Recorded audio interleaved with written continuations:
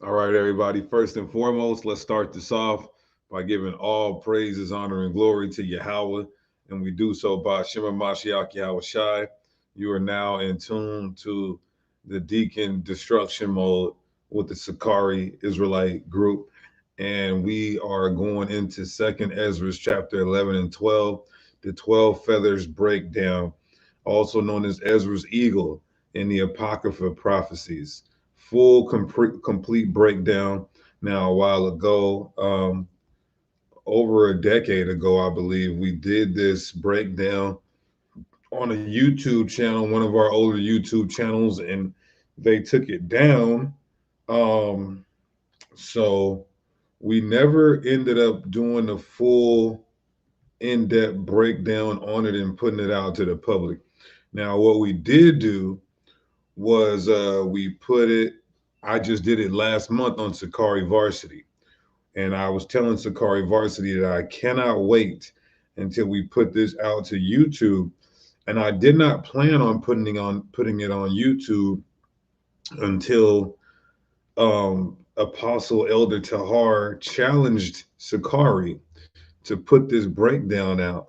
But if you were on Sakari Varsity, you had already got the in-depth breakdown PowerPoint presentation. So make sure you guys enroll to Sakari Varsity Online Academy, specializing in Hebrew apologetics, by emailing me at sakariseattle@gmail.com. All camps and women are welcome.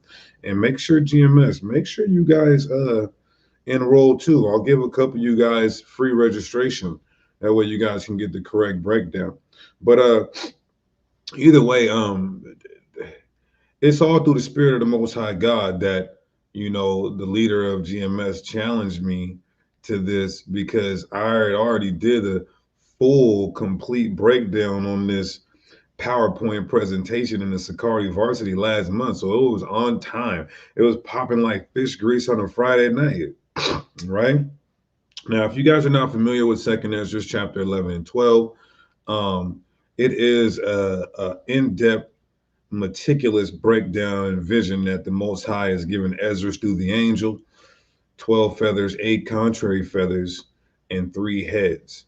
Some brothers teach that this is end time prophecy, and we're going to disprove that respectfully. Um, some brothers teach that it's dealing with some crazy. I had my students go look at some other breakdowns from other congregations and camps, um, and it was just some crazy stuff, right? So I want you guys to just pray on this and watch other camps breakdowns and see what makes sense. What makes sense now? Is knowing Second Ezra 11 and 12 going to get you in the kingdom of heaven? Absolutely not. But it's good information to know. It validates our book that this is a prophetic book, and what the Most High promises will come to pass. It is now history, Second Ezra 11 and 12, but this was prophesied before it became history. So it's very in depth, very intricate, good history, and something is something to know that you could excuse me, you can break it down properly. You understand? So without further ado, this is going to be a compact, precise, and concise breakdown. Right? Remember that too. Flawless, not lawless. Flawless, not lawless. 613. The whole armor, all the way up and down the sleeve and the pants too. Go get your moderators. Put the clothing line in the chat. Put the deacon's clothing line in the chat, right? Before we get started. Put the deacon's clothing line in the chat. Actually, you know what? I got it. I'm gonna do it myself. All right, y'all. So before we get started, I want to play the challenge. I'm gonna play the challenge where we were challenged to put this breakdown out as if we didn't have it or we were scared. Now, one thing you will notice is that I haven't looked around, but this will more than likely be the most detailed breakdown, where we're going through every detail in Second Ezra 11 and 12, right? Now, if you do know anything about our brothers over there at GMS, and this is no You guys got to stop saying we're going to war. There's hatred or grudges. It's not that at all. The brother said, issued a challenge to put out the breakdown. We just did the breakdown last month on the varsity, so we're making it public right now. It's not any hate, or you guys got to stop this soft ass shit. Niggas be on my comment board saying, "Oh, you guys are camp banging." It ain't no camp banging. There's some correction, there's some rebuke, but it's all out of love, right? We're not the ones saying that they now. If anything, I can charge them with that. They're telling us our whole family is going to get raped and our daughters are going to get tortured and we're going to die, and we're not even saying all of that, but them niggas been saying that for so long about whoever they don't like, they'll say that about them. If the Most High is going to take somebody out, he's going to take somebody out. Brothers done died in our camp. Hella brothers done died in GMS. Brothers done died in IUIC. It's not because you got mad and put a curse on them, right? The Most High will take out whoever he wants to take out. So anyway, let's start. Let's get this going.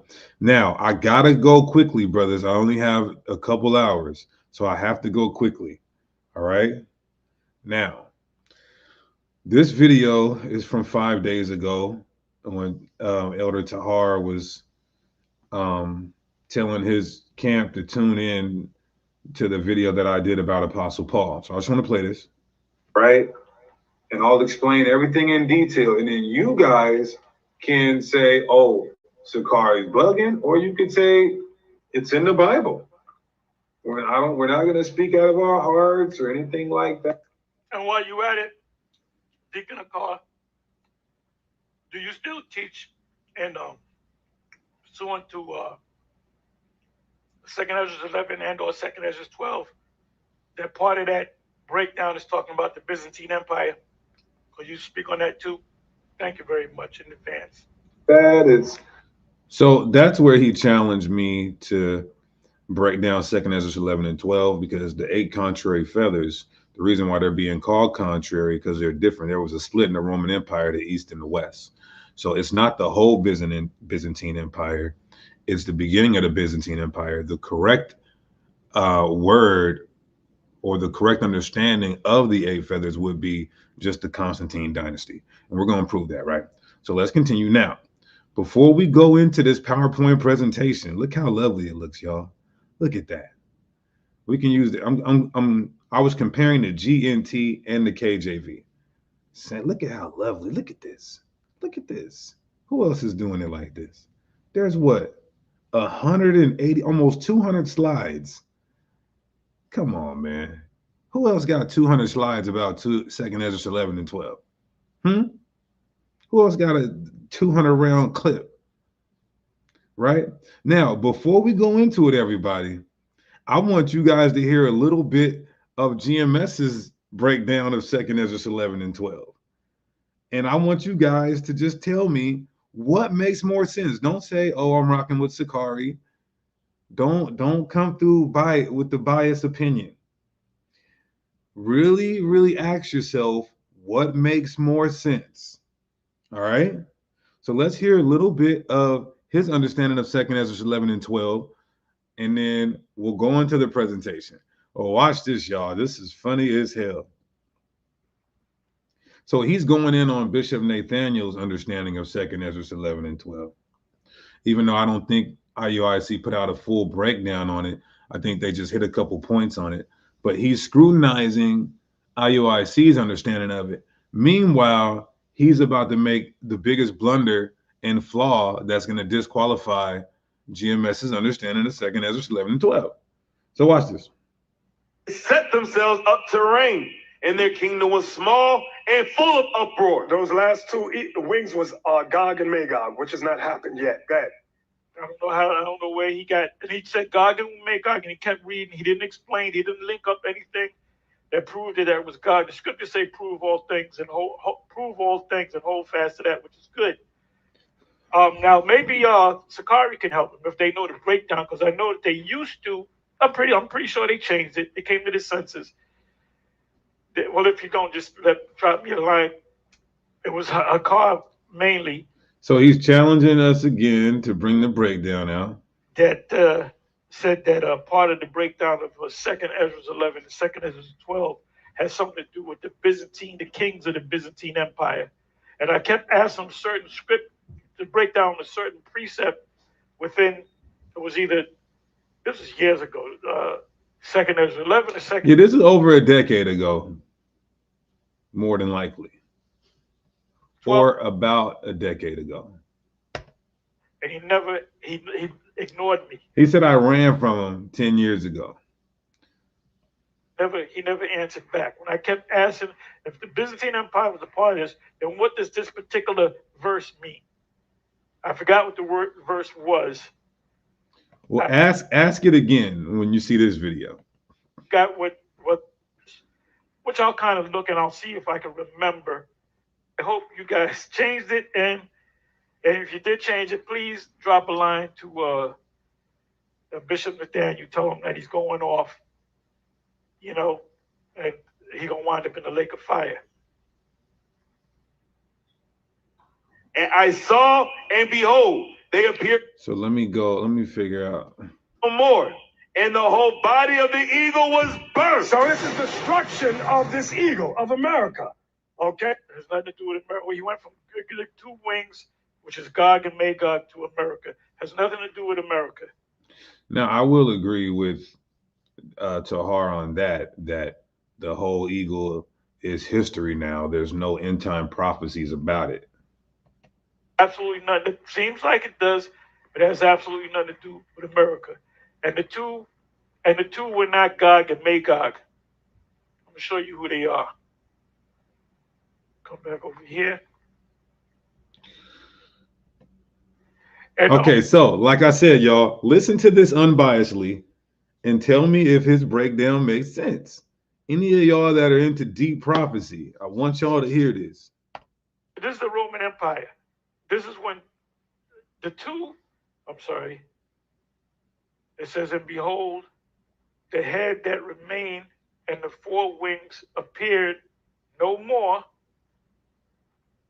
And the four wings represent Vitalis, Vespasian, what's the other two? Galba and Otho. Oh my goodness, bro. Did you guys just hear that?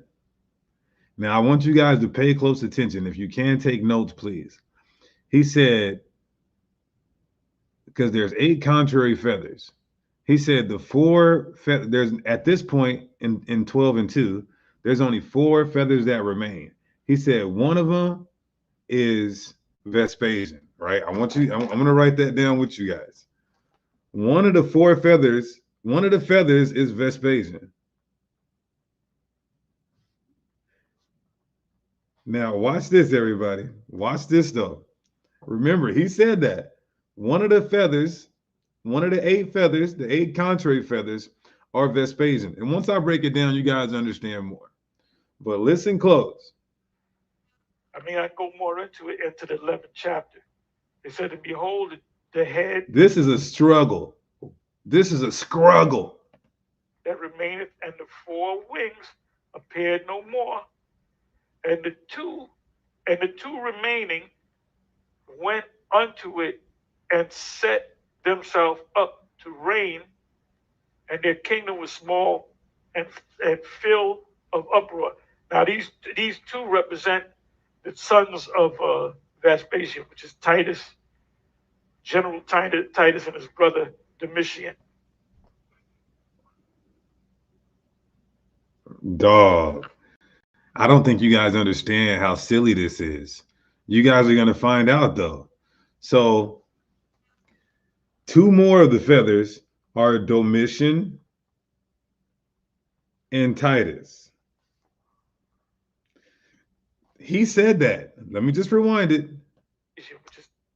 Now these 2 represent the sons of Vespasian, which is Titus, General Titus, and his brother Domitian. Okay, so I want you guys to listen close. He's saying that 3 of the 8 feathers that remain are Vespasian, Titus, and Domitian.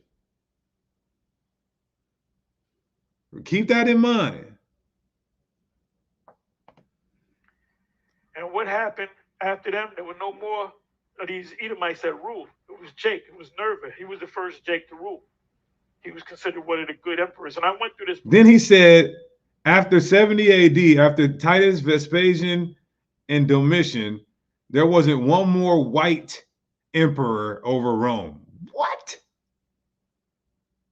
What type of one body in Yahushua? That's just like what one body in Yahushua teaches. Hitler was black.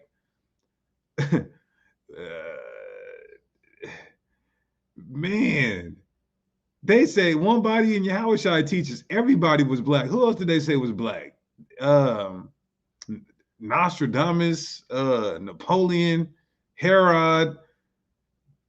They say some crazy stuff down there. There wasn't one white. You do know that Persinius Niger, he had a arch enemy who was a white man.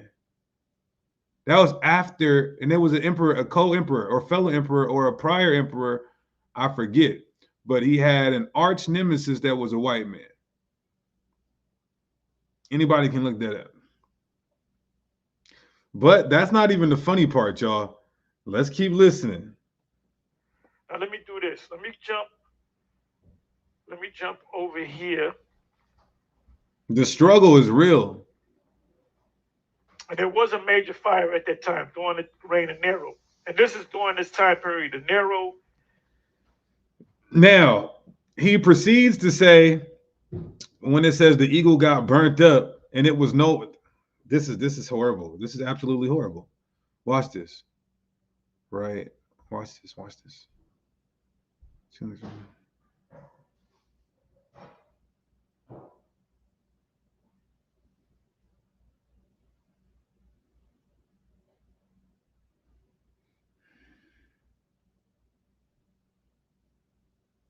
Oh, no, that's 12. That's 12.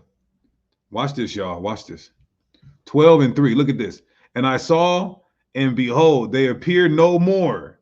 Please listen to this, y'all. I know it's deep, but just listen how silly this sounds. Tahar just said verse 3 was fulfilled during the time of Nero, because there was a great fire during the time of Nero. So when it says the whole body of the eagle was burnt,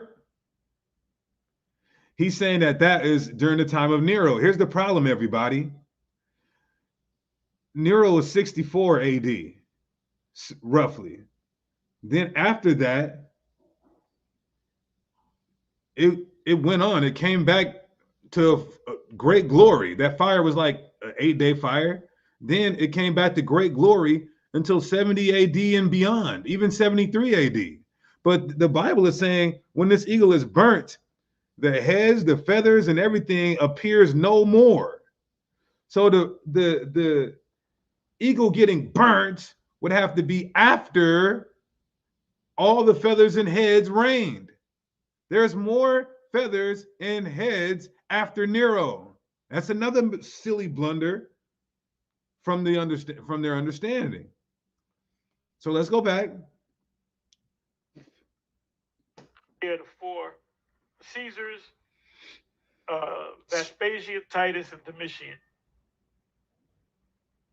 So now let me do this. I'm sorry.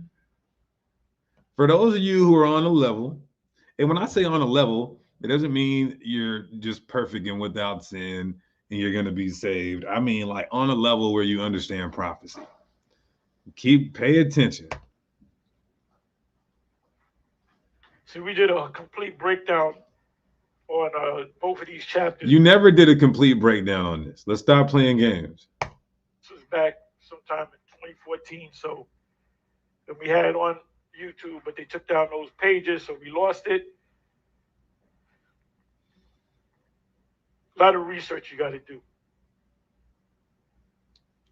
I'm going to just jump around. Okay, now, watch this, everybody. After this, we don't even need to hear no more because their breakdown is wrong.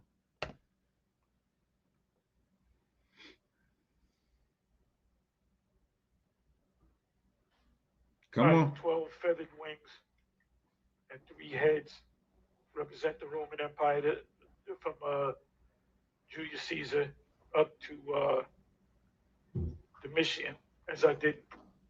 Now, did you guys just hear that? He said one of the 12 feathers are the first of the 12 feathers is Julius. Let me write that down. The first feather is Julius Caesar.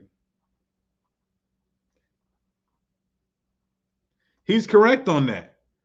But watch what he says that is just going to make us turn this whole lesson off that he did. His videos. But the heads were at rest. The head in the midst was greater than the other, yet rested it with the residue. Now that represents Julius Caesar. He became the greater out of 3, and the other 2 were Crassus and Pompey. Bro just said the middle head was Julius Caesar. I know it. Listen, I want to say a cuss word so bad. How in the hell? It's gonna get worse, everybody. How in the hell can Julius Caesar be the first feather and the middle head? If the Bible says the 12 feathers have to rule one after another, and then the heads are going to reign at the end. How in the hell is he the first feather and the middle head? What? The struggle is real. It gets worse. If I'm not mistaken, which was a triumvirate. You know what I'm gonna do? Let me do this.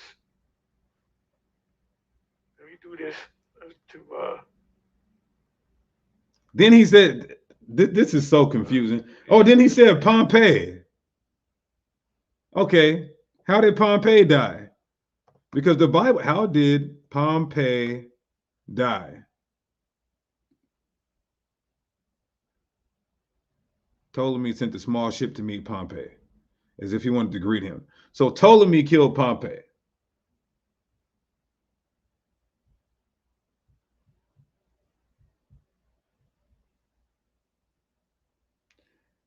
Here's the problem, everybody. The Bible tells us how the 3 heads would die. One would die on his bed from an illness. One would kill the other head, and then the last head would kill itself. So Pompey did not hold on. Pompey was not assassinated by Julius Caesar or Crassus.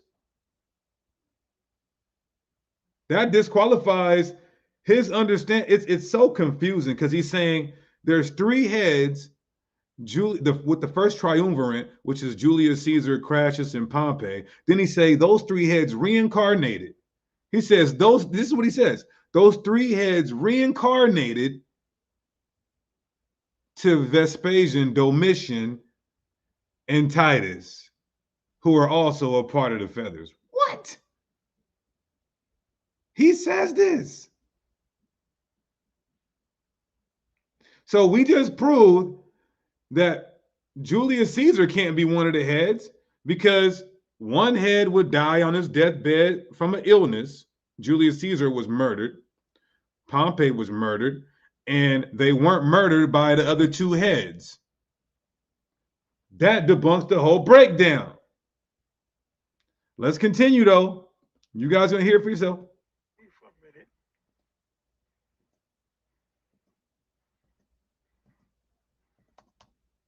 They were not friends. They were kind of jockeying to get that position. The struggle is real, Apostle. Public, Julius Caesar, Crassus, and Pompey. Now, here's the thing, everybody. The Bible says the heads are preserved until the last. How in the, I want to say another cuss word. How in the hell, if the Bible says the heads were preserved until the end of that kingdom, can they be the beginning of the kingdom? which is where you get the first triumvirate. Julius Caesar is the beginning of the Roman Empire when it changed from republic to empire. It's gonna be a it's gonna be a what in the hell and how in the hell night tonight.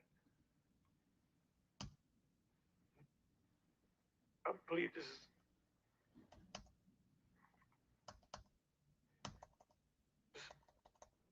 Julius Caesar was one of the heads. That's why it mentions eagles. I mean, it mentions feathers, wings, and heads. How the hell is Julius Caesar one of the heads and the first feather? And how is he one of the heads if he wasn't killed how the Bible says the heads would be killed? Either you're right and the Bible's lying, or the Bible's right and you have a misunderstanding. Making up stuff as he goes. Understand. So now let's come back over here.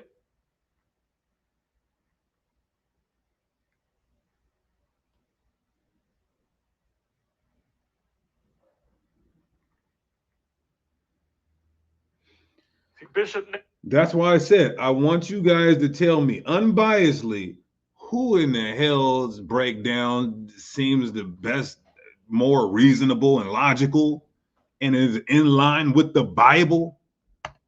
Never go into the whole complete breakdown because he doesn't know it. So he's guessing. That's why he said Gog and Magog. No, you're guessing.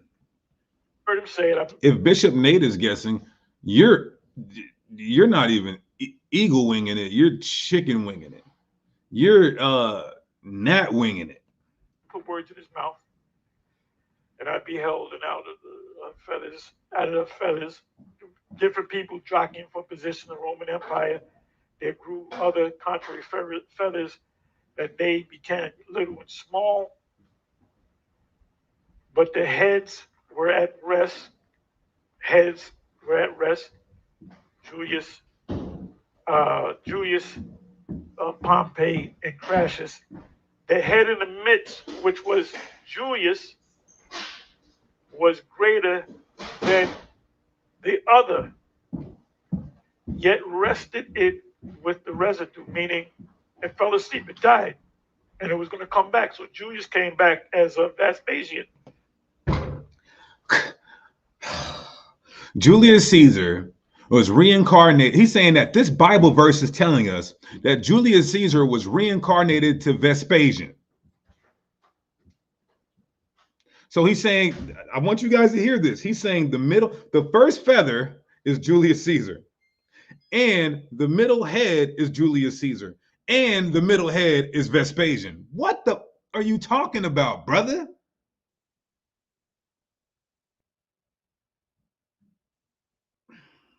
Now, let's see if Vespasian died, how the Bible says the heads would die. Now, look at this, right? In 2nd Ezras 11 and 12, no, 11 and, watch this, everybody.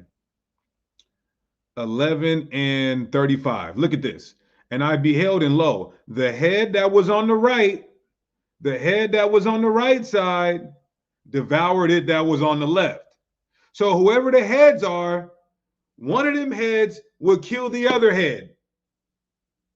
You understand that? Look at the next chapter. It goes a little bit in more detail. 2nd Ezra 12 and 26.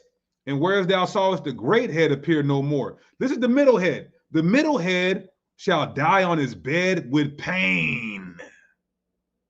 You understand that? He would die on his bed with pain, not by the sword, not in battle. That's how the middle head would die. But look what he says about the other two. The other two that remain shall be slain by the sword. So one of the heads would not die in battle, would die from some type of illness. The other two would die by the sword. It says, for the sword of the one shall devour the sword of the other. But at the last, he shall fall through the sword himself. These three heads, the middle and great one would die on his bed, not from sword or battle, but from illness. The other head will kill the other head, and then that head who killed that head will commit suicide. So let's take a look at all the heads who he said. Remember, he said the three heads are the first triumvirate, which we debunked that Julius Caesar didn't die from the other two heads. Neither did he die from some type of illness on his bed. That's debunked. Then he said that. Then he said that, oh well, the three heads came back into reincarnation 100 years later, and now those three heads are Vespasian, Titus, and Domitian. So let's just see how they died, and then we're done with that weak breakdown. How did they look at this? Is who's this? Domitian. Remember, he said Domitian was the middle head. He died by assassination. Well, the Bible says that the middle head would not die by the sword, would die on his bed through poison. Right? Not poison, Salakia, by illness. A highly detailed plot, likely fear, Domitian's reaching second. So it says he was assassinated by court officials. He was assassinated by court officials. Highly detailed plot to assassinate. Played the main role in the plot. Possible motive. Number of omens having been done. Assassination.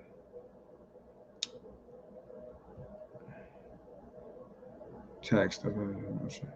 Struggle on the floor. So he was stabbed during the attack.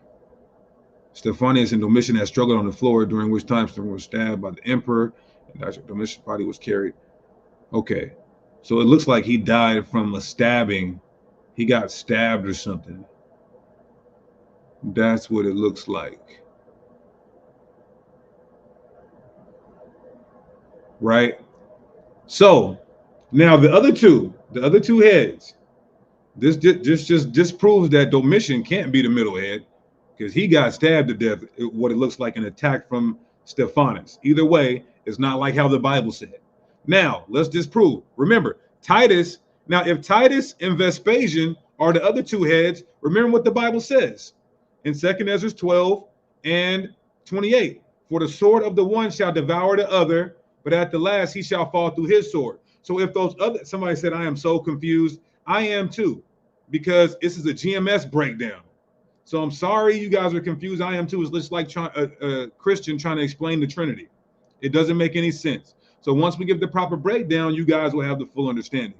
Now, if GMS is right, and these last two heads are Titus and Vespasian, one would have to kill the other, and then one would have to kill himself. Now, let's see how Titus died. Titus died at the closing of the games. Titus officially dedicated to the amphitheater and the baths of Titus. He set out for Sabine, where he died of a fever. Oh, GMS, you're done. GMS, you're done, because you said Domitian was the middle head. He would die in his deathbed. The other two heads you said was Titus and Vespasian. They're supposed to kill each other. Then one's supposed to kill itself. You're done. How did Vespasian die? Let's take a look at Vespasian. His ninth goes returning home. He spent every summer. His illness worsened. He developed severe diarrhea. Philip overwearing deathbed he enacted. So it seems like he also died by fever, by an illness. Neither of these guys killed the other one and then killed themselves. You, my friends, are freaking done. So now we can turn this bullshit off and get into the breakdown. All right, y'all ready? Put them bombs in the chat. I'm sorry I had to do that, y'all. I'm sorry I had to do that, but I just had to show you guys how stupid that their understanding of 2nd Ezra 11 and 12 is. I had to do it. Sorry. And you guys, all you guys have to do is disqualify who they say the heads are on the eagle, and it's it. That's it. It's done. All right, put them bombs in the chat, y'all. Let's get the correct breakdown through the spirit and power of the Most High God. And I promise you, you guys will not be confused. So I want you guys to just ask yourselves, what sounds better? What's more logical? What's more reasonable? You understand that?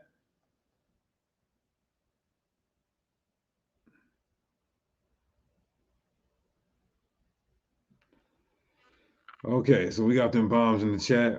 All right, let's get the correct breakdown on this, right? So I was comparing and contrasting the GNT, which is the Good News Translations, and the KJV for second Ezra's, the 12 feathers breakdown.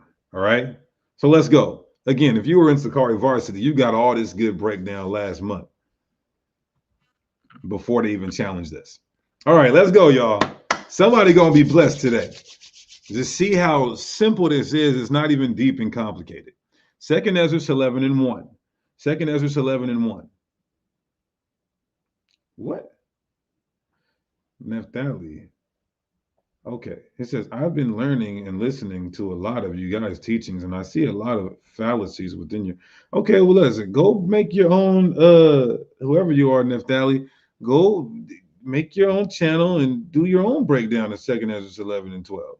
How about that? It's very simple. And, you know, you could just find some silly women to follow you. I guarantee you, Naphtali. Matter of fact, Naphtali, since you want to scrutinize, who are the three heads on, who are the 12 feathers? Who are the 12 feathers and the three heads in 2nd Ezra 11 and 12? Since Naphtali's got the breakdown. Huh, sister? I don't even challenge sisters. I feel bad beating up on sisters until they get prideful and pompous. So who are the 12 feathers, sister, in 2nd Ezra 11 and 12? Who are the 12 feathers? Oh, she's going to let us know. If I give you the link, are you going to break it down? Who the 12 feathers are and the three heads? It's not a he, it's a she. It's a she. If I give you the link, sister, are you going to break down these 12 feathers and these three heads in 2nd Ezra?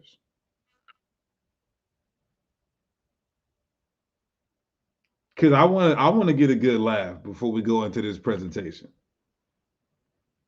Look at her trying to skim read. She's trying to skim read 2nd Ezra real quick.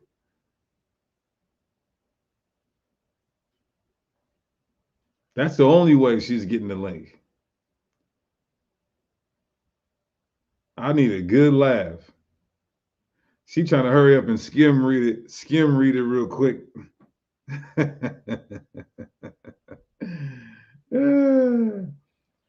She's trying to hurry up and skim read it. Where you at, sister? I can tell you a lot more than that. No. I said, what's the breakdown on 2nd Ezra 11 and 12? So somebody put her on timeout. She needs to go and sit in the corner. All right, so let's do this, y'all. We've got about an hour to get through 200 slides. So let's do this. All right. Now, 2nd Ezra 11, we're going to start at verse 1. You'll find this breakdown. That's not Sarnetta's wife. So Sarnetta's wife is Napash, not Naphtali. So anyway, 2nd Ezra, this breakdown of Ezra's eagle will be found in 2nd Ezra chapter 11 and 2nd Ezra chapter 12. All right. So we're going to start from the very beginning. 2nd Ezra 11 and 1. The second night I had a dream, and I saw an eagle come up out of the sea. It had 12 wings and 3 heads. Now, why is he being shown an eagle? The eagle represents the Roman Empire. Some Israelites say this is end time prophecy. I'm going to sadly show you guys it's not. All right. The Aquila is what the Romans, they identify the eagle as the Aquila, right? An Aquila eagle was a prominent symbol used in ancient Rome, especially as the standard of a Roman legion. A legionary known as the Aquilifer, the eagle bearer, carried this standard. Each legion carried one eagle. The eagle had a quasi-religious importance to the Roman soldier, far beyond being merely a symbol of his legion. To lose a standard or to lose that eagle was extremely grave, and the Roman military went to great lengths both to protect a standard and to recover it if it was lost. After the annihilation of 3 legions in the Teutoburg forest, the Romans spent decades retaliating for the defeat while also attempting to recover the 3 lost eagles. So this is why they use that eagle. They look at it as an Aquila and also a quasi-religious, so like a deity, right? Now, also, we know the Romans are Edomites. So Obadiah 1 and 4, the eagle, the symbol of all the Edomites, or at least all the major kingdoms of the Edomites. Obadiah 1 and 4, though thou exalt thyself as the eagle, speaking about the Edomites here, and thou set thy nest among the stars, thence will I bring thee down, saith the Lord, right? So why is the eagle coming up out of the sea? Why is the eagle coming up out of the sea? Anybody? It doesn't matter because I don't have time to look at the chat anyway. The eagle is coming out of the sea because the sea or waters represent a multitude of people or a heavily populated area in the which Rome, the Middle East, Africa, all of that. So in Revelation 13, you'll see the beast coming out of the earth that represent America in Revelation 13, coming up out of the earth because America was not a heavily dense populated place during the time of its conquest. You understand that? So Revelation 17 and 15 proves that. And he said unto me, the waters which thou sawest, where the whore sitteth, are peoples and multitudes and nations and tongues. Understand that? All right. The Roman Empire rose up from a heavily populated place on the earth. John in Revelation also saw the Roman Empire coming up out of the sea, right? It's very important when a prophet sees the beast coming out of the sea. These are heavily populated areas that these empires are going to start. And I stood upon the sand of the sea, Revelation 13 and 1, and I saw a beast rise out of the sea, having 7 heads and 10 horns upon his horns, and 10 crowns, and upon his horns, rather, 10 crowns, and upon his heads the name of blasphemy. This is talking about the ancient Roman Empire in Revelation 13 and 1, right? So back in 2nd Ezra 11 and 1, and it had 12 wings and 3 heads. The 12 feathers or wings, right? The GNT calls it wings. The KJV calls it feathers. It's the same. It represents the first 12 Caesars of the Roman Empire. I'm going to say that again. It represents the first 12 Caesars of the Roman Empire. The 3 heads represent the Constantine dynasty, which is the beginning of the Byzantine Empire. All right. So the 3 heads represent the Constantine dynasty. And not only do the 3 heads represent the Constantine dynasty, you're going to learn a little bit more. Watch. Divida Caesarum, right? Commonly known as the 12 Caesars. This is why it says 12 feathers, because it's called the 12 Caesars. Is a set of 12 biographies of Julius Caesar and the first 11 emperors of the Roman Empire, written by Gaius Suetonius Tranquillus. The group of 12 Caesars are Julius Caesar, Augustus, we're going to prove all this, Tiberius, Caligula, Claudius, Nero, Galba, Otho, Vitellius, Vespasian, Titus, and Domitian, right? So while GMS is correct on who the 12 feathers are, they also say some of the 8 feathers are the same as the 12 feathers, and some of the 8 feathers and 12 feathers are also the heads, but they did not die or accomplish what the Bible said they would do in detail, so therefore they are debunked. The work written in the 121 AD during him, so we got that. That's not even any of disputation who the 12 feathers are.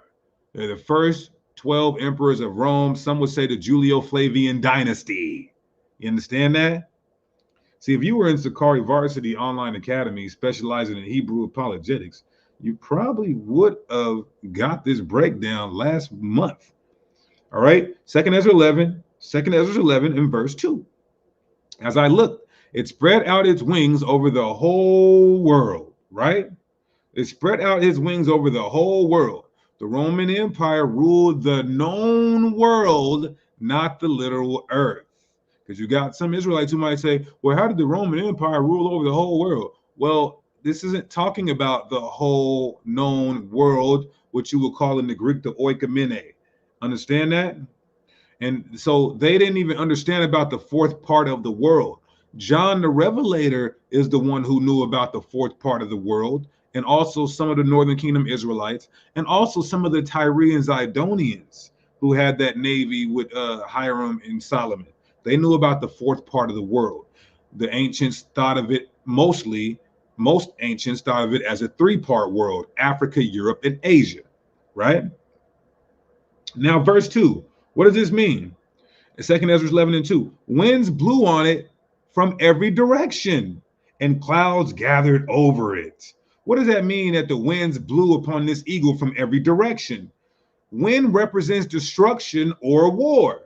Jeremiah 51:1. Thus saith the Lord, behold, I will raise up against Babylon and against them that dwell in the midst of them that rise up against me a destroying wind.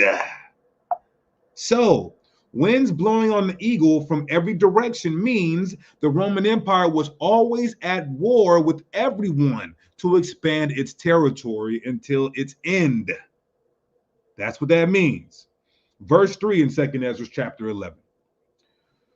Then from its wings I saw rival wings begin to grow. This is important, but they were small and insignificant. What does it mean, small and insignificant? That they didn't have complete power. You had Augustus's and you had Caesars. We'll get that in a second. Both emperors, but juniors and seniors. See, this is history that I had to labor and do to give to you, right? So, contrary. In the KJV, it says contrary. In the GNT, it's saying rival. Why? Because you had the dominant and the principate. We're going to get to that in a second.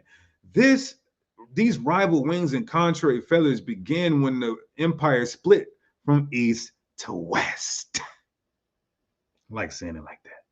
The rival wings represent the Byzantine Empire, the Constantine dynasty, east versus the west. Now, I'm going to add something here, because I'm not saying it's all of the Byzantine Empire, the beginning of the Byzantine Empire, right?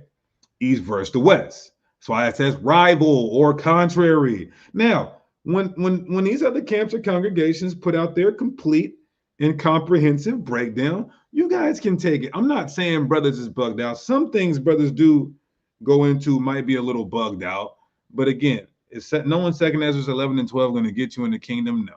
Is it good information to know? Does it validate the Bible as a prophetic book? Yes. Right?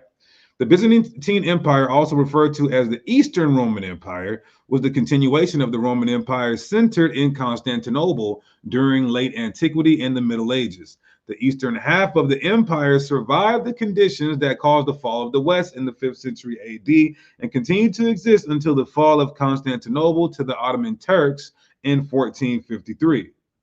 Verse 4 in 2nd Ezra 11, right? All three heads of the eagle were asleep, even the middle one, which was larger than the others. This doesn't mean reincarnation, as these guys said. Reincarnation. Oh, that represents reincarnation. What? Because watch what it says about the feathers. It says the feathers were asleep too, and they were going to wake all at once. All this means is that they're either not on the scene or not reigning at the time. Right? Heads sleep, meaning they weren't alive or reigning yet. We're going to prove that. The middle head larger than the other heads because it would have the most power. We're going to explain who that is, who the heads are. You already got who the 12 feathers are. Now we're going to go into the 3 heads and the 8 contrary feathers, or the 8 rival feathers. Remember, they will be small and insignificant. The middle head is Constantine. Oh, what, Deacon? Wow, Constantine was black. This has nothing to do with who was black or who wasn't. Constantine was wicked as hell, and he's the one who established Satan's most evil device over the earth, which is the universal religion and white supremacist cult known as Christianity. We will reveal the other heads later. Just know that the middle head is Constantine. How do we know? We're going to show you. It fits every part of the prophecy. You can't just pick and choose. Now, 2nd Ezra 11. Verse 5 to 9. While I was watching, the eagle flew up in the air and became ruler of the whole earth and all its people. That's self-explanatory. I'm reading the GNT right now, but I switched from the KJV to the GNT throughout the presentation. So it says, the eagle flew up in the air and became ruler of the whole earth and all its people. I saw how everything on the earth was brought under the eagle's control. The Roman Empire was the dominant over the whole earth. We know that. No one on earth was able to oppose it. Then I saw the eagle stand up on its claws and say to its wings, not all of you are to awake at the same time. See, some people are saying that there's only one group saying at this time about reincarnation. That means all the feathers were reincarnating the other feathers, and that's just ridiculous. Right? So it says, Not all of you are to awake at the same time. You must sleep where you are and wake up when your turn comes. And the heads must wake at the last. That's why it says the heads are going to awake at the last. Now remember, GMS said the heads are the first triumvirate, which is during the time of Julius Caesar, which is the beginning of the empire, not the last. You're done. So the heads would be come to power at the end of this empire. Right? Now, the feathers or wings not all wake at the same time. Vespasian was not alive during Julius, right? So that's all it means when it says don't wake at the same time, everybody take his turn. You know, Julius was 53 BC, and then Vespasian was during 70 AD. They weren't alive during the same time, right? So that's all it means when it says awake, don't all awake at the same time.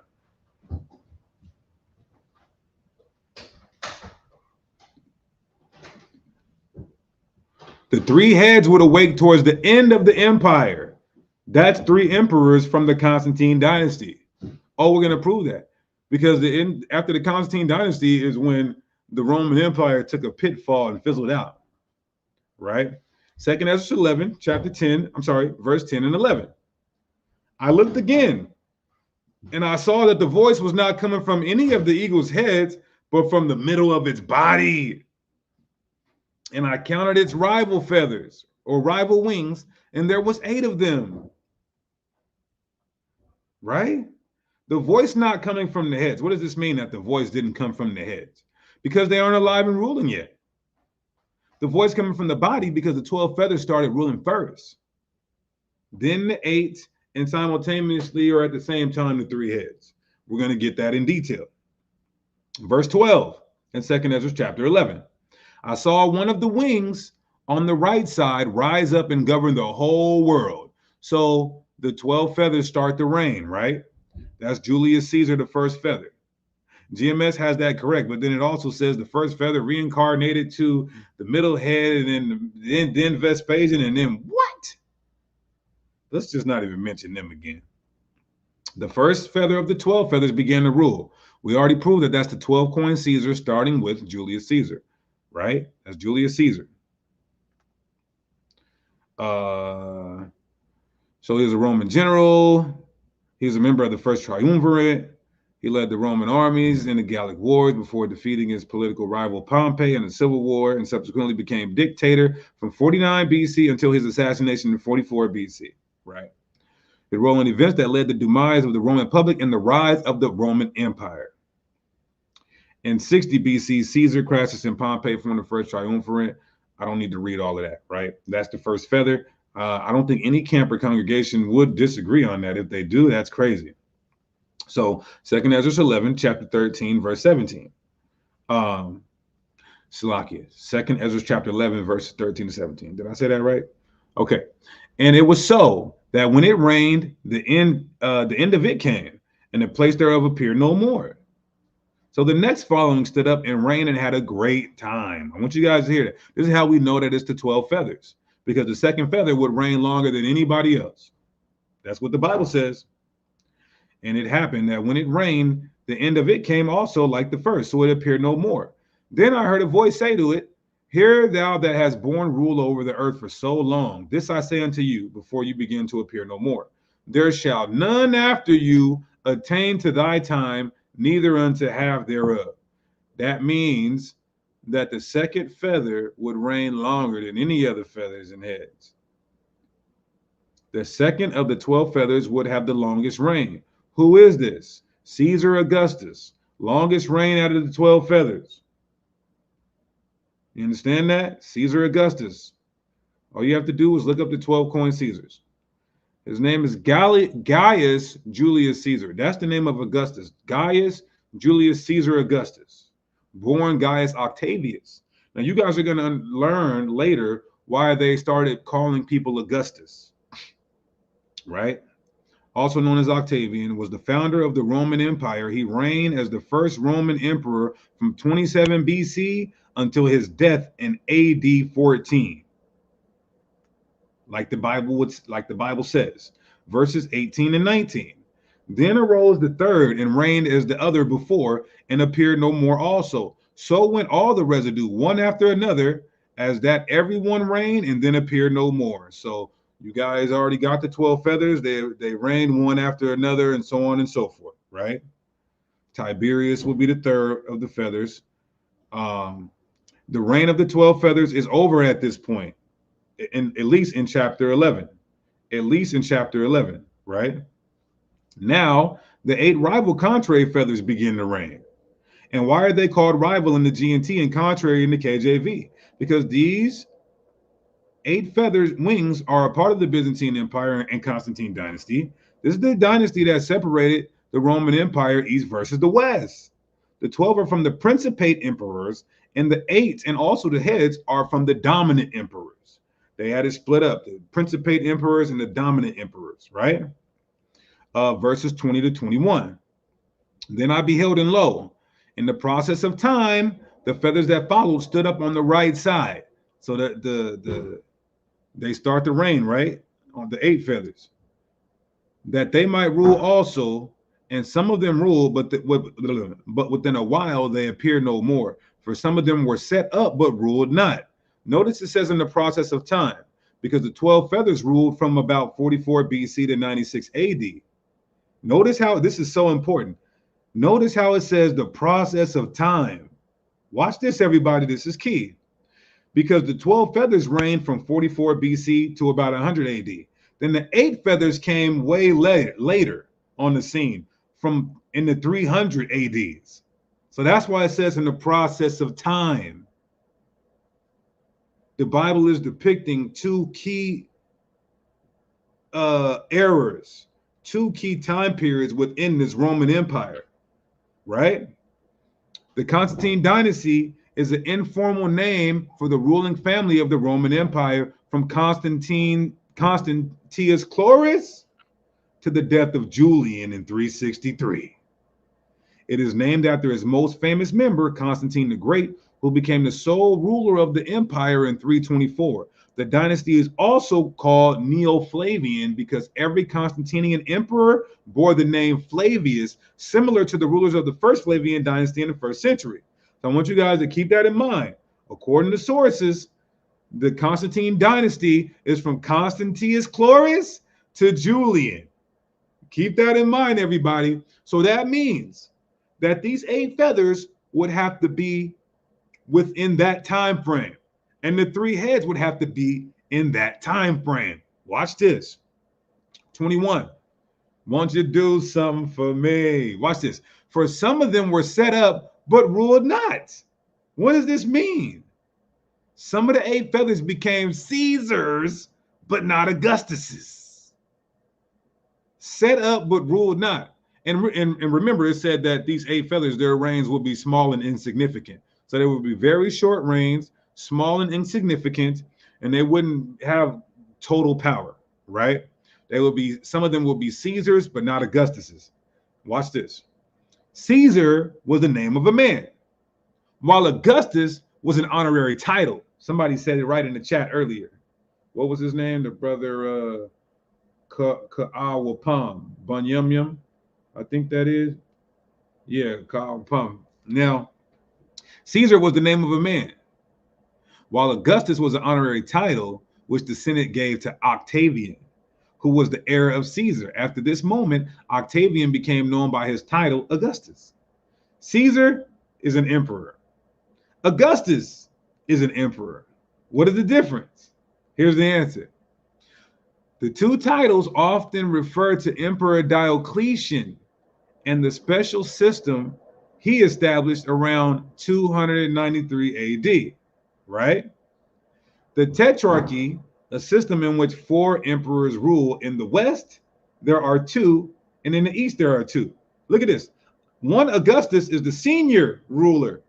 The Caesar is the junior ruler. And it was like that in the East and the West, all right? So some of these 8 contrary feathers were only Caesars, not Augustus's. So they had junior power instead of senior power, basically, right? So let's continue. That's why it says we're set up but ruled not. Who are these 8 feathers from the Constantine dynasty? Well, that some of them would not be Augustus's, and they would have to have small and insignificant reigns. And the only ones we see during the Constantine dynasty who had this were 8 people, 8 emperors: Cloris, Severus II, Valerius, Martinian, Nepotianus, Jovian, Vetranio, and Julian, right? Remember, these are all during 300 AD. But you might say, Deacon, you're just picking emperors. Well, these emperors would have to match what the Bible's saying, because 2 of these feathers are going to have to get ate up by one of the heads. And then 2 of them are going to link up with one of the other heads. So this would have to happen within these 8 rival feathers. And we're going to show you it didn't. Watch this. And if you're taking notes, that's fine. If you want to screenshot or come back and watch it, that's fine. I got 200 slides to try to get through. There were more than 8 emperors in the Constantine dynasty. There were 16. That's true. The 3 heads also are a part of the Constantine dynasty. So that accounts for 11 emperors, right? Now watch this. The Bible only focuses, though, on those 8 who ruled the West and whose rule was short and insignificant, or who didn't have full rule. 2nd Ezra 12 and 20 proves that in him there shall arise 8 kings whose times shall be small and their years swift. Understand that, right? Now, we look at the beginning of the Constantine dynasty, right? I believe these are the principate, or no, or they the dominant. But look at what it says, right? Cloris, a year and 2 months, ruling the West. Severus, 8 months, ruling the West. Not Maxentius, because he's 6 years, and then he's in Italy. Not Licinius, he's 15 years, and he's ruling the West and the East. Not Maximus, because he's 3 years on the East, right? Let's continue. Valerius, who's 2 to 3 months in the West. Martinian, 2 months in the West. Constantine the Great, he's one of the heads. Constantine II, is he's not, I don't think he's one of the heads. No, he's not one of the heads. But he's 2 years and 7 months. He's in the West, but that's not a short time. Then Constance I. We're going to reveal he's one of the heads. You're going to see why. Constantius II, 24 years in the East. No, that don't match the prophecy. Magnentius, he's one of the heads. I'm going to explain to you guys why. You'll see. Nepotianus, he's one of the 8, 27 days in the West. Vetranio, he's one of the 8 rival feathers, 9 months in the West. Julian, he's one of the 8 feathers, rival feathers, a year. And then Jovian, he's one of the rival 8 feathers, which is 7 months. He reigned 7 months, right? Boom. So you got it right there. Very simple, because the Bible said so. Now, back in 2nd Ezra chapter 11, verse 22. 2nd Ezra 11, verse 22. After this I looked, and behold, the 12 feathers appeared no more, nor the 2 little feathers. So at this point, the whole 12 are gone, and 2 of the 8 are gone. Right? Remember, y'all, there's 12 feathers, and then there's 8 contrary or rival feathers. Then there's 3 heads. So at this point of the prophecy, at least in chapter 11, 2nd Ezra says that the 12 feathers are done, and 2 of the 8 are gone as well. That's what it just said. These are the 2 first feathers of that dynasty, Cloris and Severus. The two from the 8 are gone, right? Now watch this. Verse 23. And there was no more upon the eagle's body, but 3 heads that rested and 6 little wings. You see that? So at this point, there's only the 3 heads and 6 wings left. The 3 heads, who are they? Write this down. I hope you can. The left head, because the Bible is going to say the one on the right is going to devour the one on the left. The left head is Constance I. The left head is Constance I. How do we know that, Deacon? Well, he's part of the Constantine dynasty, and he was killed in like fashion how the Bible predicted. And then the person who killed him died in exact fashion how Bible predicted. Constance I is the left head. Constantine the Great is the middle head. Magnentius is the right head. 2nd Ezra 11 and 4. Remember, but her heads were at rest, The head in the midst was greater than the others, yet it rested with the residue. Verse 9 in 2nd Ezra 11. But let the heads be preserved for the last. The end of the Constantine dynasty is what started the end of the Roman Empire. Understand that. All right.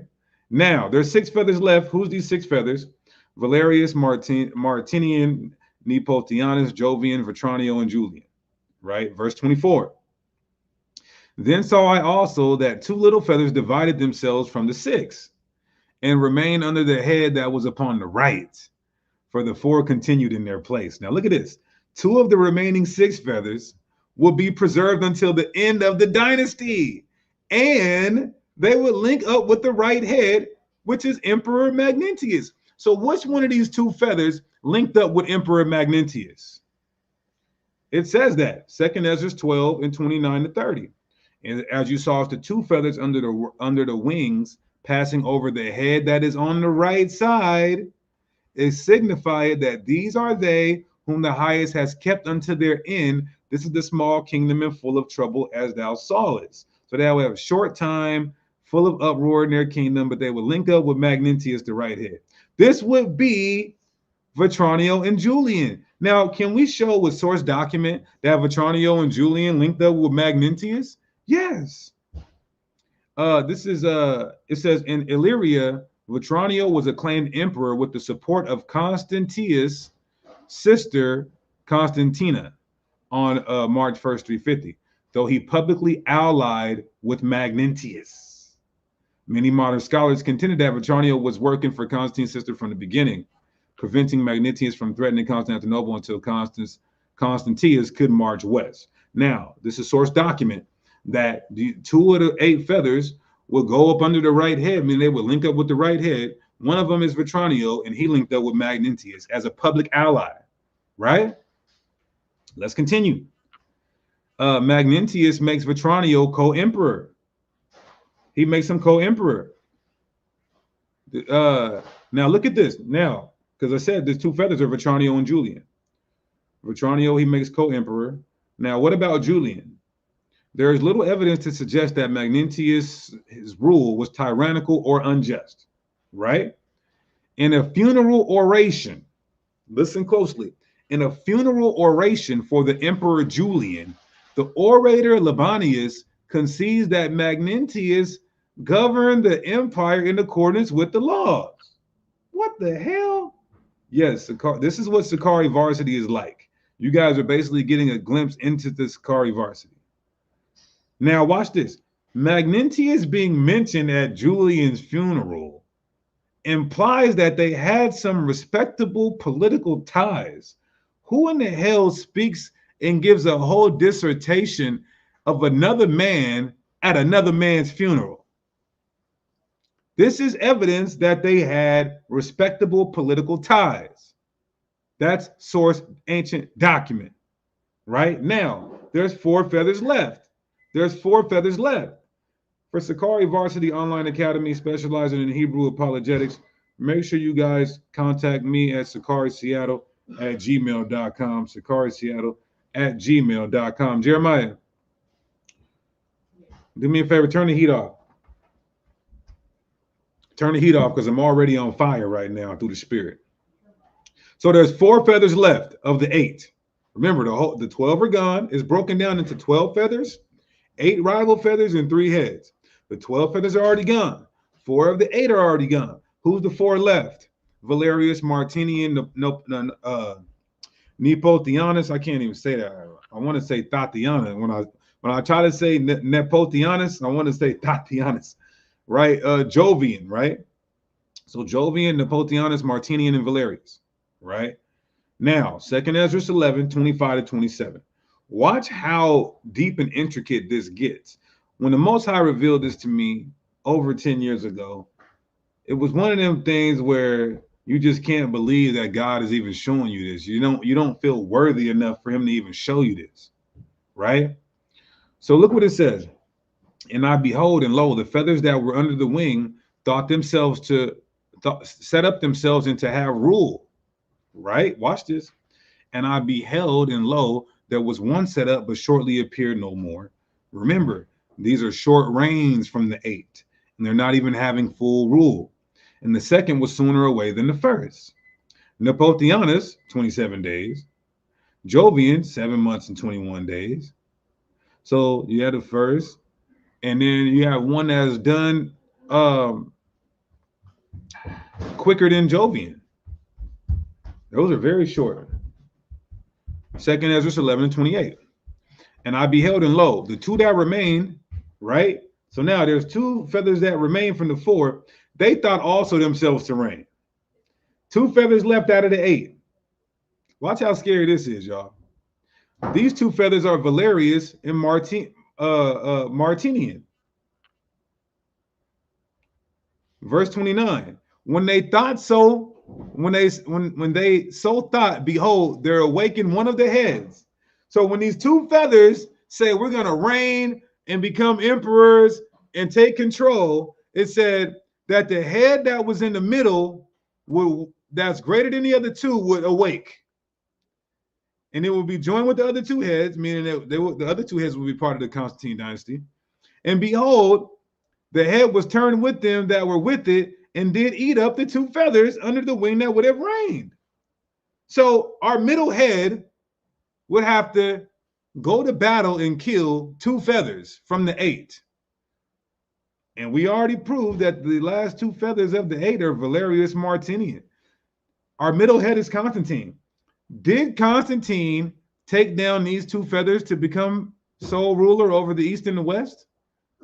Let's take a look. So these 2 feathers were about to come into power. The middle head would awake and eat them. The middle head is Constantine the Great. He would take out Valerius and Martinian. Let's prove this, right? Let's prove he killed Valerius. How did Valerius die? Anybody can go look this up.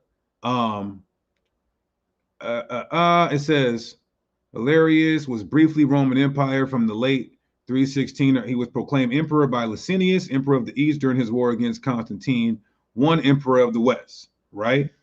Now, it says in 316, Valens held the position, right? He controlled the West, won an overwhelming victory against Licinius, his co-emperor in the East. The battle sometimes dated to 314, right?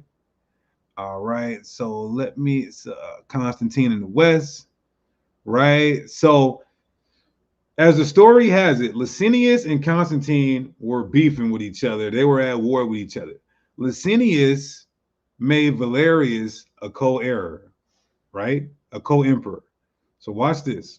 After Licinius' indecisive defeat at the Battle of Mardia in later 316, Constantine was still in the dominant position, from which he was able to force Licinius to recognize him as senior emperor, right?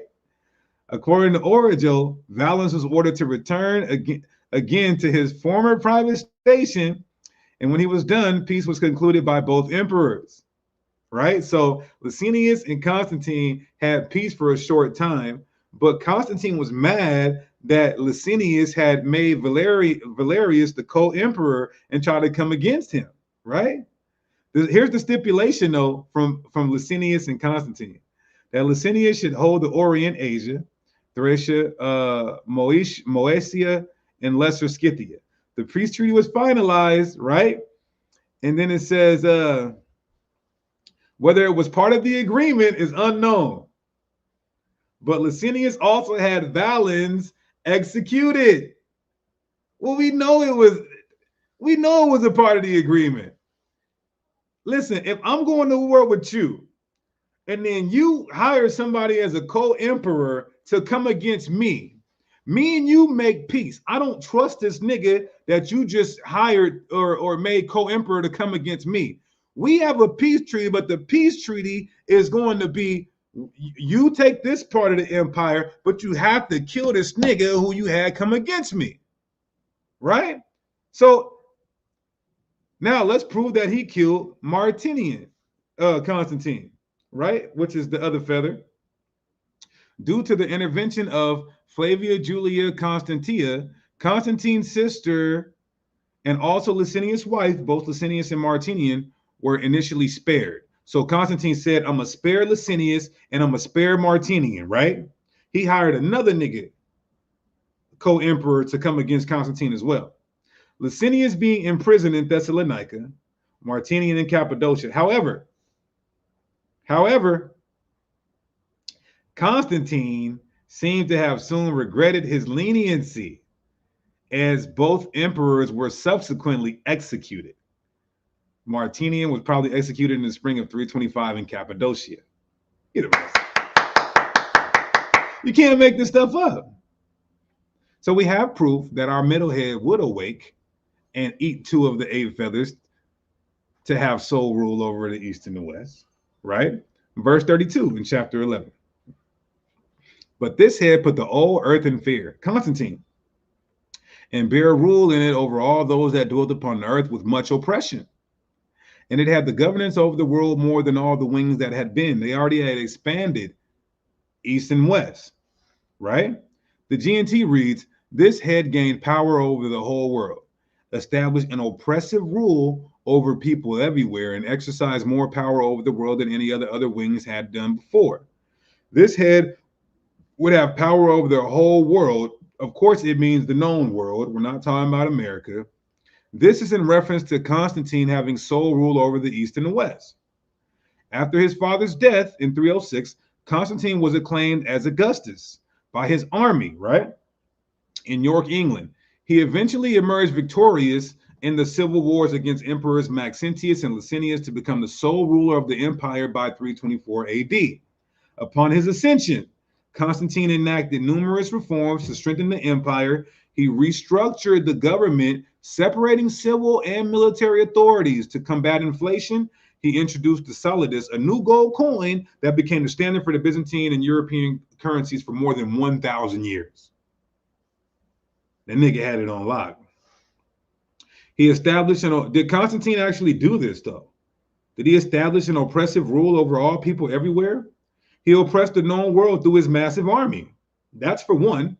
Constantine's share of the empire consisted of Britain, Gaul, and Spain, and he commanded one of the largest Roman armies, which was stationed along the important Rhine frontier, right? Now, how else did he establish an oppressive rule? Forced conversion to Christianity is oppression, just like the Arab conquest and they did with Islam. Well, who did it before that? Constantine. See, we, the Israelites, we never went around forcing the whole world to Judaize themselves, but Constantine did with Christianity, and Islam did with the Arab conquest of 700 AD. Watch this. Nevertheless, he is venerated as a saint in Eastern Christianity, and he did much to push Christianity towards the mainstream of Roman culture, forced conversions. Now, look at what he did. They try to paint him like he's a saint, Catholics, right? Because he helped Christianity become the universal religion. But this guy, Constantine, had held his eldest son, Crispus, seized and put to death by cold poison. He also did the same thing with his wife. He killed her in an overheated bath. This guy poisoned his own son and put his wife in hot boiling water and killed her too. He wasn't no goddamn saint. This guy was an oppressive, sadistic, twisted, homicidal maniac. Right? Now, verses 33 to 35 in chapter 11. And after this I beheld, and lo, the head that was in the midst appeared no more. So Constantine died, just like the wings were gone no more. But there remained the 2 heads, which also in like sort ruled upon the whole earth and over those that dwelt therein. And I beheld, lo, the head that was on the right side devoured it that was on the left. Watch how scary this is. The right head, which is Magnentius, he would kill the left head, which is Constance I, right? Just like the Bible said. One of the heads would devour the other. And chapter 12 says, by the sword. Now look at this. The death of Constance I, right? So is this unpopular? On the 18th of January, 350 AD, the general Magnentius, the right head, right, declared himself emperor with the support of his troops on the Rhine frontier. Constance was distracted by a hunting trip when he was notified of the elevation of Magnentius, and he was forced to flee for his life. As he was trying to reach Hispania, supporters of Magnentius quartered him in a fortification in Helena, in the eastern Pyrenees of southwestern Gaul, where he was killed after seeking sanctuary in a temple. So he was killed by the sword by Magnentius, just like the Bible says. Verses 36 to 37. Then I heard a voice which said unto me, Look before thee and consider the thing that thou seest. And I beheld, lo, as it were a roaring lion chased out of the wood. And I saw that he sent out a man's voice unto the eagle and said, The lion is the Messiah. Now, did the Messiah actually come and take down the Roman Empire? No. But let's prove that the lion is the Messiah. Revelation 5 and 5. And one of the elders said unto me, Weep not. Behold, the lion of the tribe of Judah, the root of David, have prevailed to open the book. So yes, the lion represents the Messiah. Verses 38 to 40, right? Let's keep going.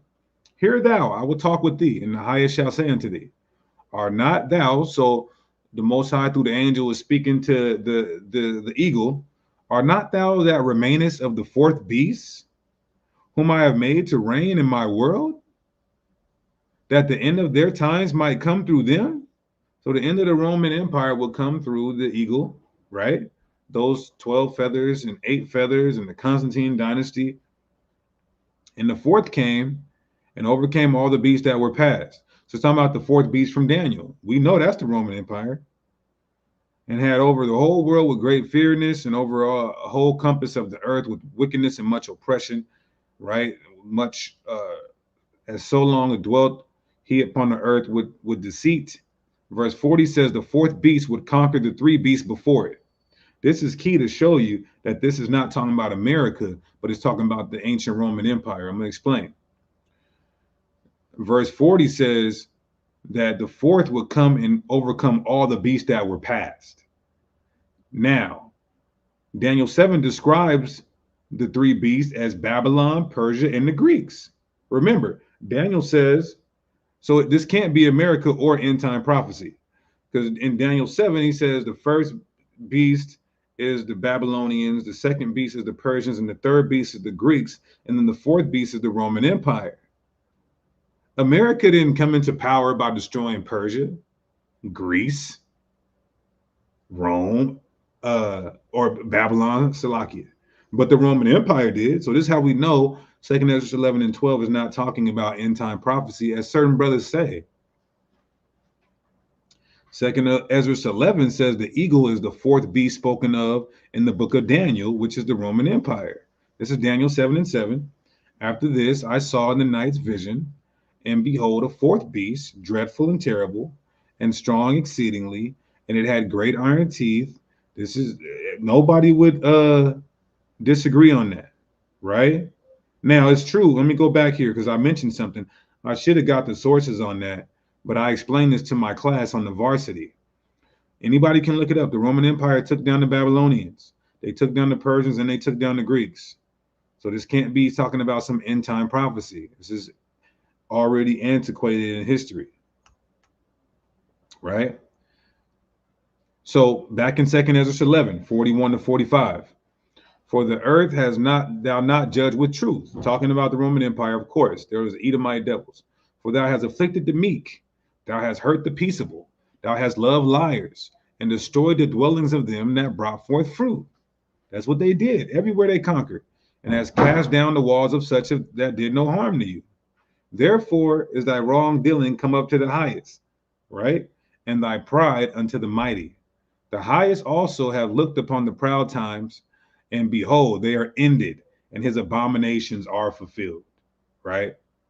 And therefore appear no more, thou eagle, nor thy horrible wings, nor thy wicked feathers, nor thy malicious heads, nor thy hurtful claws, nor all thy vain body. This is pretty straightforward, a plain reading of the text here. I don't need to break that down.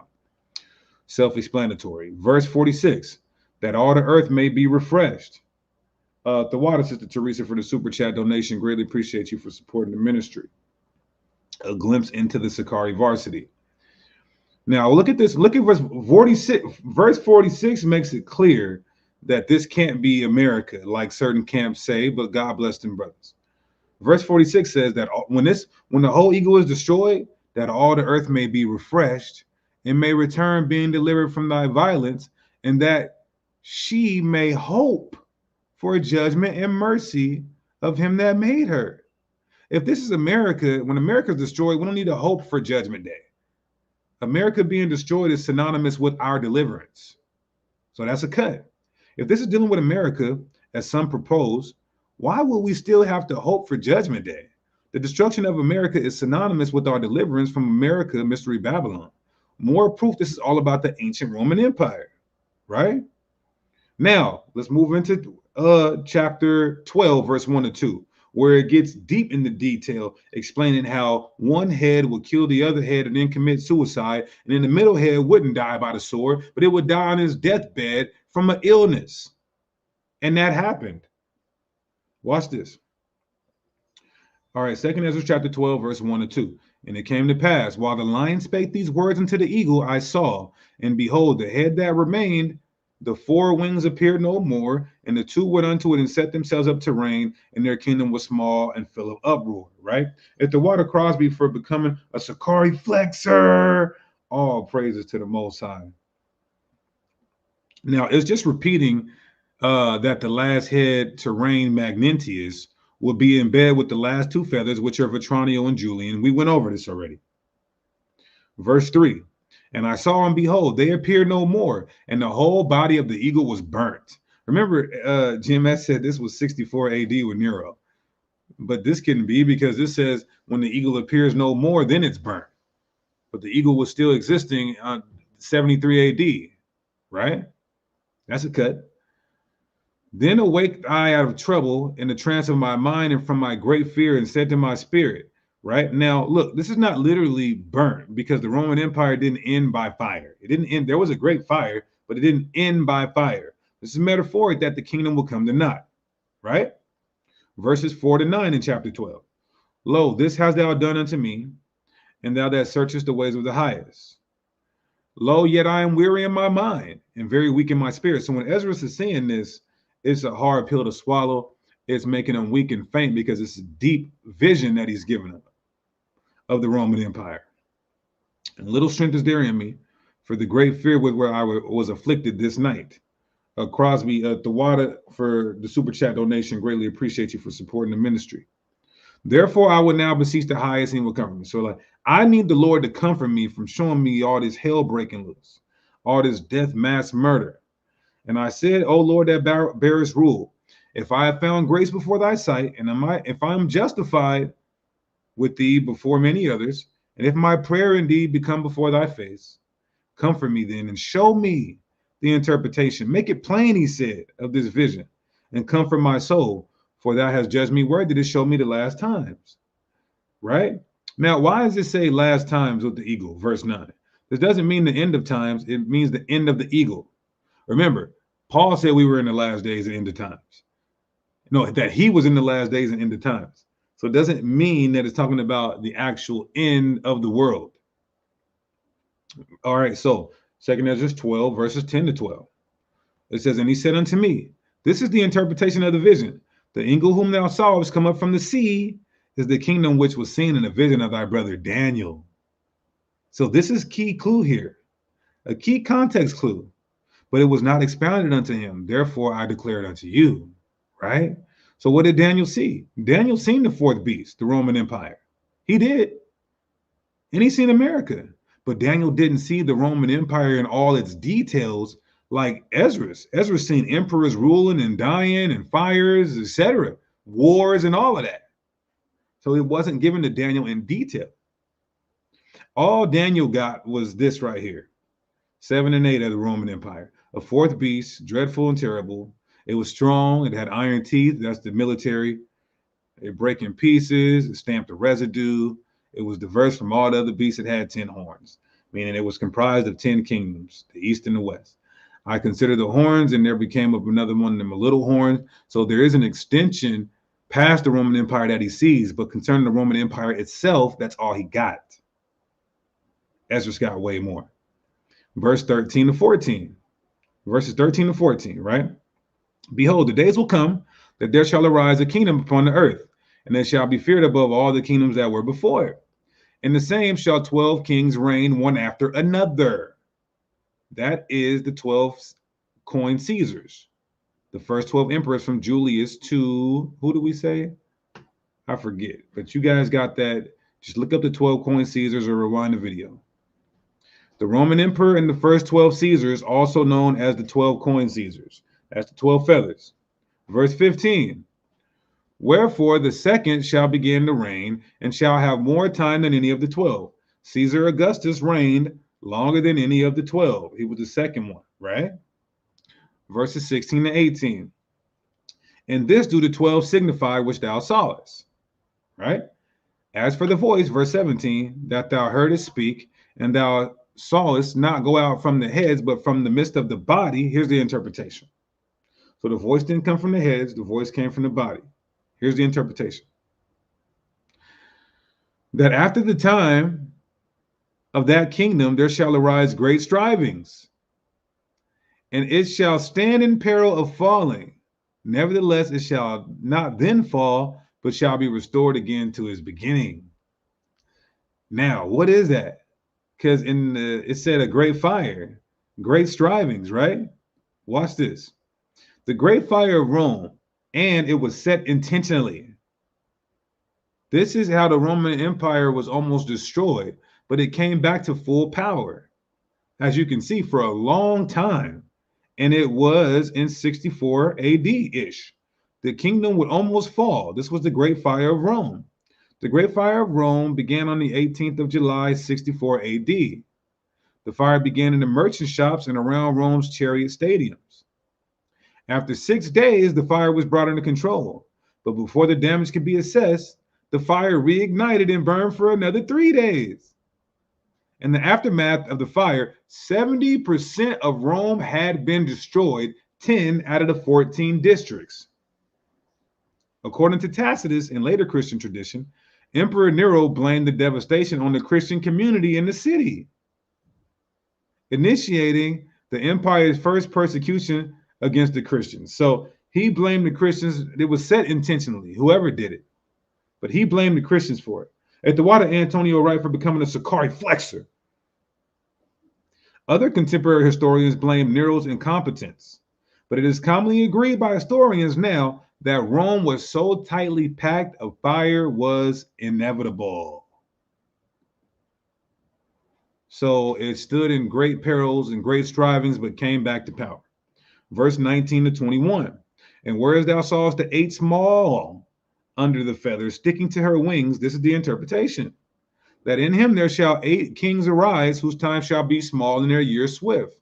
We already went through who the 8 feathers were. And 2 of them shall perish, middle time approaching. 4 shall be kept until their end begin to approach, but the 2 shall be kept until their end. We kind of already went into this in chapter 11. You can rewind it and get that understanding.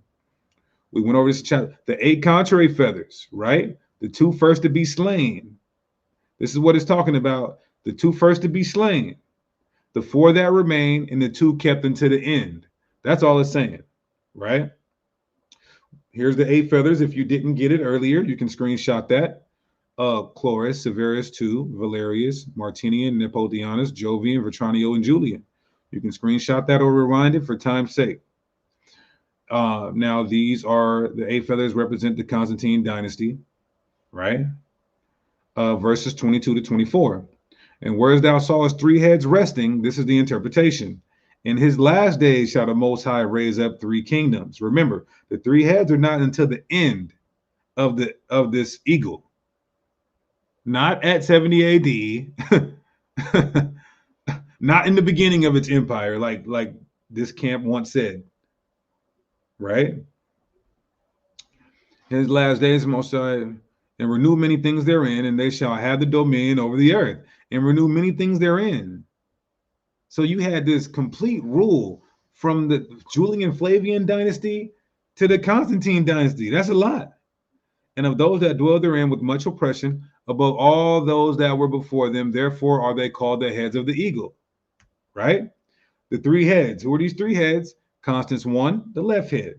Constantine the Great, the middle head, and Magnentius, the right head.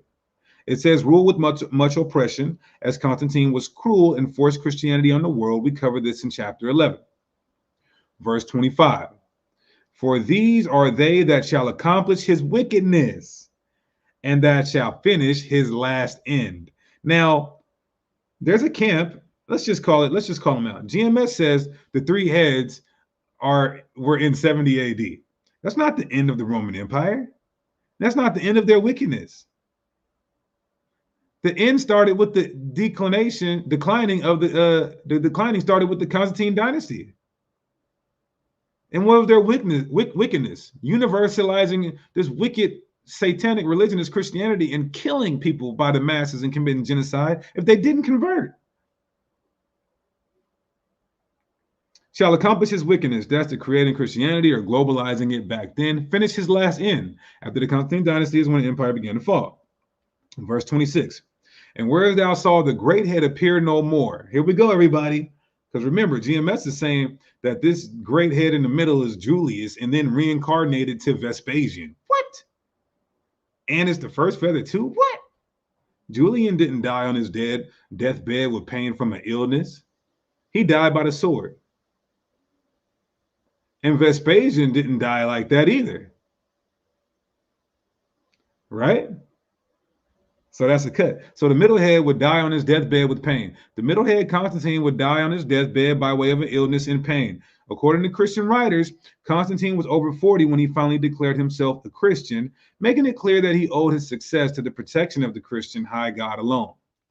Despite these declarations of being a Christian, he waited to be baptized on his deathbed. This is where deathbed salvation comes from. Believing that the baptism would release him of any sins he committed in the course of carrying out his policies while emperor. So he waited to get baptized because he knew he was going to continue in wickedness, although proclaiming himself to be a Christian. From his recent illness, Constantine knew his death would soon come. Within the Church of the Holy Apostles, Constantine secretly prepared a final resting place for himself. It came sooner than he expected.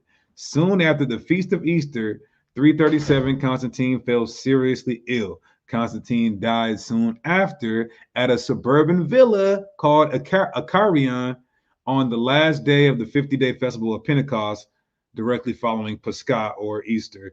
They're going off right here because Passover is not Easter, right? But this is the beginning of Christianity mixing paganism with the Bible. So source document proves he died on his bed in pain from an illness. Your middle head does not fit this prophecy. And then some camps say the middle head is like a country, like Canada, America. How the hell is America dying on his deathbed in pain? And then it says the two other heads are going to kill one by the sword and then kill himself with the sword. You got to ask these camps and congregations to explain that. Right?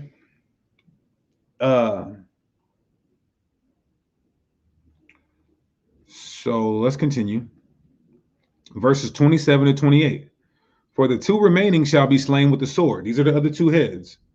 The two remaining shall be slain with the sword. Verse 28, for the sword of the one shall devour the other, but at the last shall he fall through the sword himself. Right? So it's very detailed. The middle head not going to die by the sword. It says the other two will die by the sword. So you can't play that game that, oh, it just means destruction. If it just means destruction, why is it given grave detail? Why didn't it say they all would die by the sword, or they all would just come to naught, or they all would be finished, or they all appear no more? No, it doesn't. It gives grave detail, though. So your other two heads, one would have to kill the other and then kill itself. Well, our heads that the Most High has given us, that happened. The two heads that remain, Constance, one the left head, and Magnentius the right head. One will kill the other, then kill himself. Magnentius killed Constance one, then killed himself. Magnentius, right? A Roman general and usurper against Constance II, right? On 18th of January, Magnentius was acclaimed Augustus, quickly killing the unpopular Constance. That's our left head. Magnentius gained control over most of the Western Empire. So Magnentius did kill Constance by the sword, right? Now, how did he die? Most sources agree that on 10 or 11th of August, 353, he, Magnentius, committed suicide by falling on his sword. You can't make this stuff up. If God didn't give this to me, who the hell did? In verse 29 and 30, it says, and whereas thou sawest the two feathers under the wings passing over the head that is on the right side, it signified that these are they whom the highest hath kept unto their end. That is the small kingdom of Philippa. So there's two more heads. I'm sorry, there's two last feathers, and they will link up with the last head that was on the right. We already talked about that. Remember from chapter 11, these two feathers linked up with the right and last head. These are Vetranio and Julian. We proved that already. Verses 31 to 33. And the lion whom thou sawest rising up out of the woods, and roaring and speaking to the eagle and rebuking her for her unrighteousness with all the words which thou hast heard, this is the anointed, which the highest hath kept for them and for their wickedness unto the end. He shall reprove them and shall upbraid them with their cruelty, for he shall set them before him alive in judgment and shall rebuke them and correct them. So what does this mean? Even though the Messiah didn't physically destroy the ancient Roman Empire, all judgment on the nations are of the Most High, right? And the Most High granted the authority to the Messiah. So any nation that's getting destroyed at this point, huh?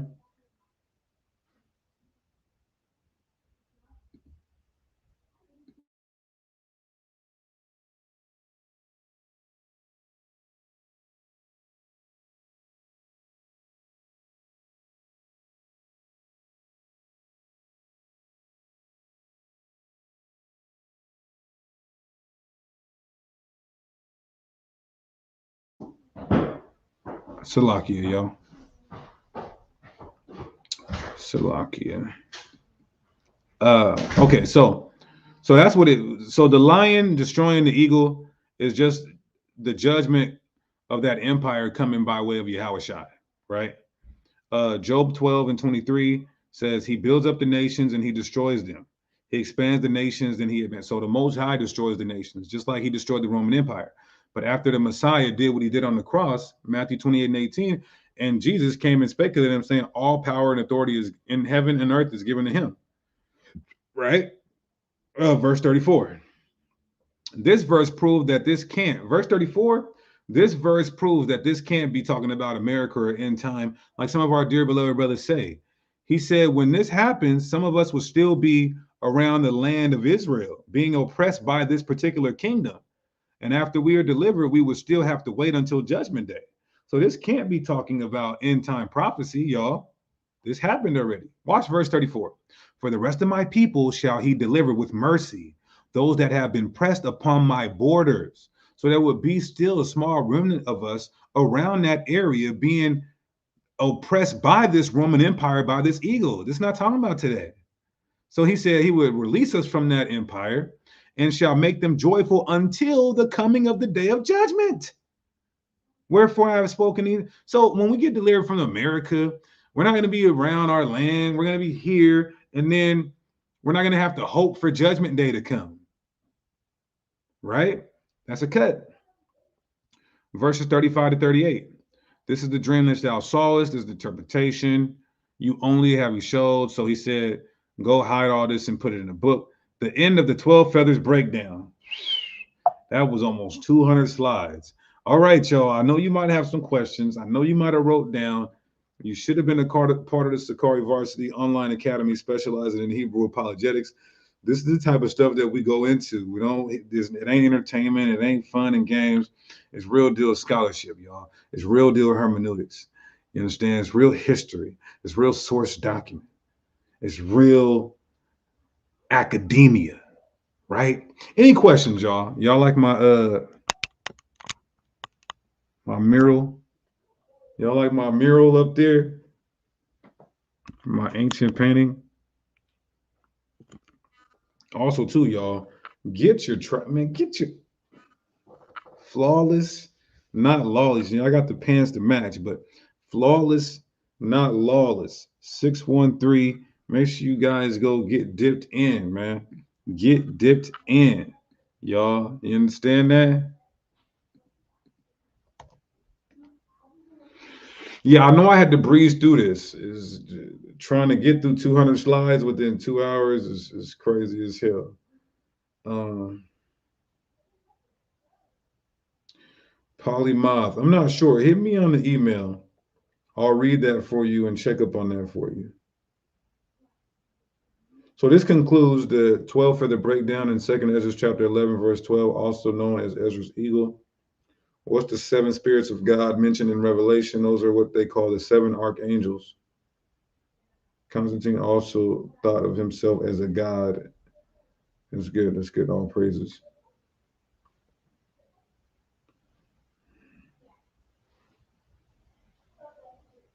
Okay, y'all. So I got to get ready to go. I got to take this little boy somewhere. My email is sakariseattle@gmail.com. And if y'all want to get this varsity material, also hit me on sakariseattle@gmail.com to sign up to Sakari Varsity Online Academy specializing in Hebrew apologetics.